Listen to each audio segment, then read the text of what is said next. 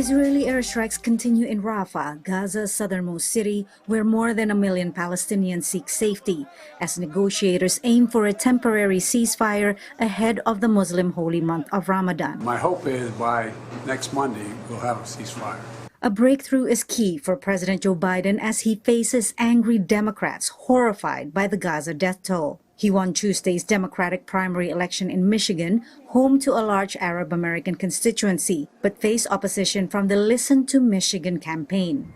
It mobilized people to vote uncommitted to pressure Biden to back a permanent ceasefire.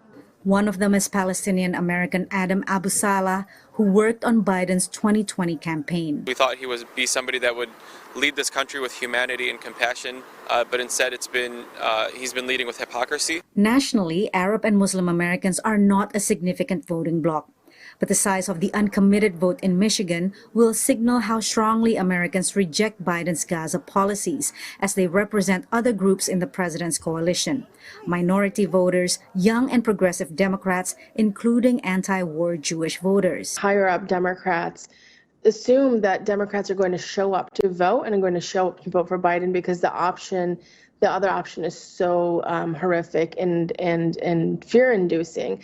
But that also frustrates voters because they feel like they've shown up year after year and that their perspective isn't being heard. Some American Muslims say even the alternative can't be worse than Biden.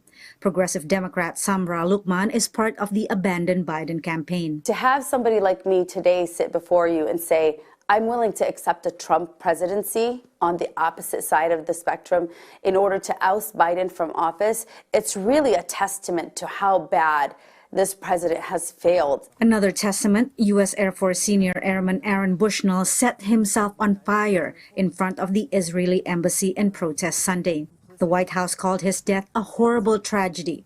Press Secretary Karine Jean-Pierre said they understand the frustration from supporters of the Palestinian cause. We understand what this means to this community, and the president understands that too.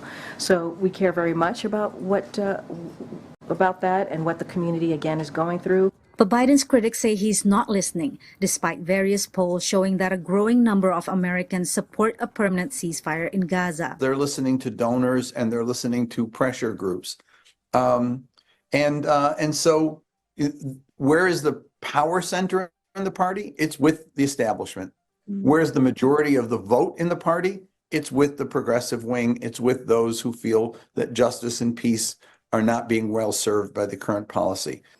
Without a drastic change in Biden's support for Israel, Zogby said it will be difficult to persuade Arab American voters, a key constituent in Michigan in the November election. It doesn't take too many votes to lose the critical swing state.